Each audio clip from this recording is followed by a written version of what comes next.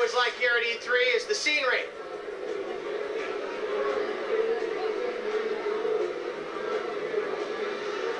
Of course I mean the building behind us that's all done up like a hobbit hovel.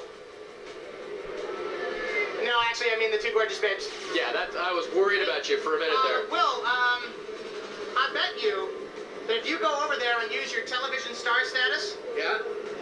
you might be able to, you know, pick up a babe. What's your favorite video game? I think Mario Brothers. Mario Brothers. The original Mario Brothers or Super Mario Brothers? The original Mario Brothers. Mario Brothers on Nintendo Game & Watch or Mario Brothers on NES or Super NES? The Nintendo Game & Watch. Mention the fact you have a television series. Mention the fact you have a television series. I have a television series. Oh, woohoo! Tickle. I had you on my wall when I was a kid. Can you look into the camera and say that you had me on your wall when you were a kid? I did. Yeah, you don't even know my name, do you?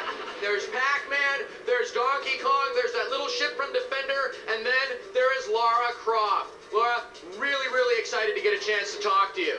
I'm very excited to talk to you too, Will Wheaton. Laura, I got a couple of questions for you about Tomb Raider.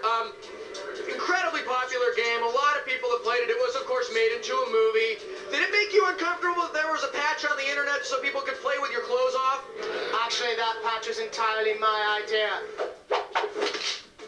Why doesn't Tomb Raider have self-shadowing in PS2?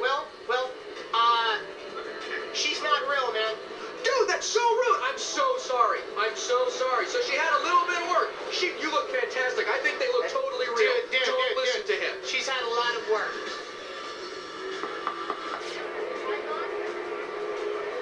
Oh, yeah. I think the theme of E3 just walked by. Who exactly are you supposed to be now? I am Cactus Rose. Cactus Rose, huh? When guys come up to you, do they ask you questions about the game, or do they just basically stare at you? Basically stare, and then and there's a lot of pictures, but then they spin, they get into the game, probably after like 10 minutes. So that's the whole thing.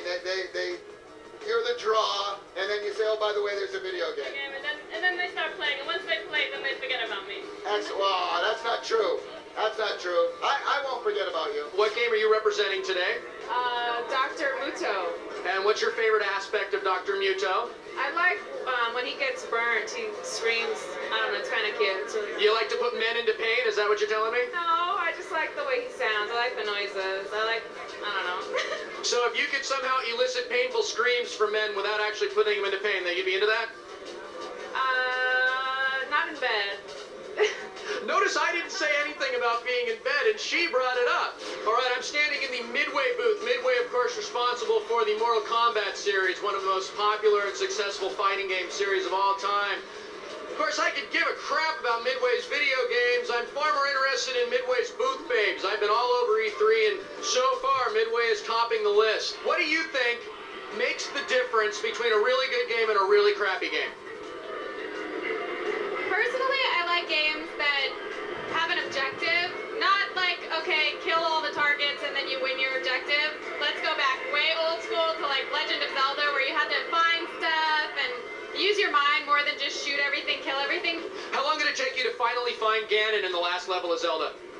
Probably a week of steady play. If you ask all the employees, they've been very impressed by me. I've already finished this game. Dr. Muto, I finished in about an hour.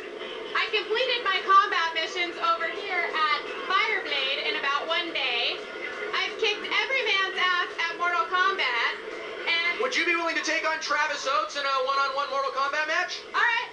How come you get hugged and kissed by the booth babes, and I'm gonna go get my ass kicked by a booth babe? My biggest problem here is that while I'm playing this game, I'm going to be extremely distracted by Alex. Whereas Alex won't be distracted at all.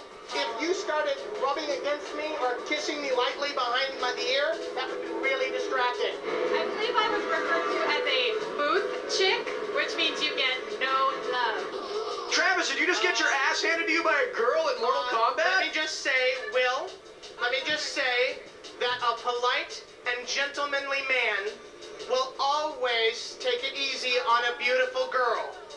What he's trying to say. Yeah, Yeah, Travis takes it easy on me every time I play against him in Counter-Strike. Well, that's because you're a little girl.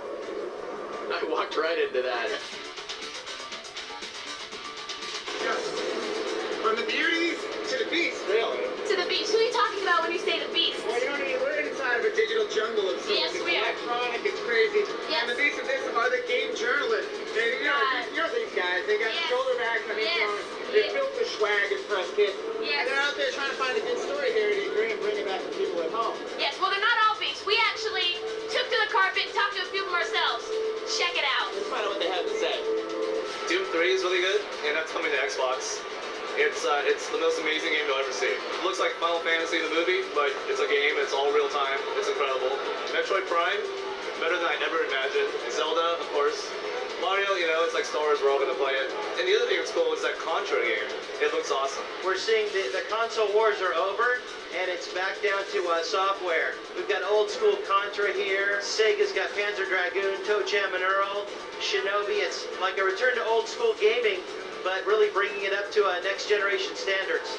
Another thing we're seeing here is the second year for the Xbox, and you're really starting to see the hardware start to shine with games like Blinks the Cat and Malice. I think the theme of E3 this year is software. It's nothing but great games. The hardware is out. The hardware's been out for a year or 2 years, and this year is all about the good games, and there's lots of them. Well, so far I saw Legend of Zelda. I mean, you know, everyone was a little worried about the new look, and once you see it in motion, it just blew me away.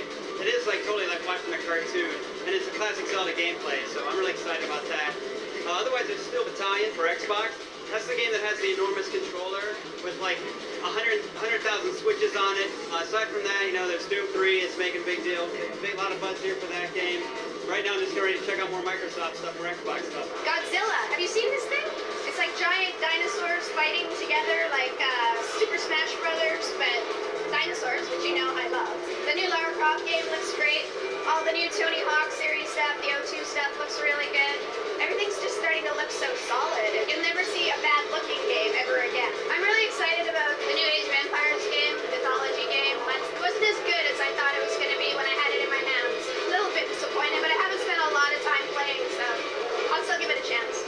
I'm really digging some stuff from EA. I really think the James Bond game in particular, the Lord of the Rings Two Towers, especially that one, because even though you're dealing with a fantasy subject matter, there's a real sort of natural light to it that I thought they really captured. It was really strange. It's a game over at Sony's booth called War of the Monsters, I believe. It's by the people who did Twisted Metal. And then in addition, games like Ratchet and Clank that are using that sort of cartoon style. I mean, you know, the whole cell shading thing's been done already, but now that the second and third generation of games are coming along, it's really being refined.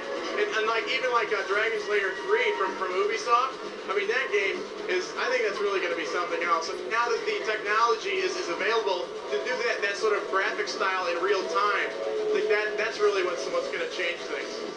Coming up, we take a look at this year's PC titles, and we find out what the theme of E3 is.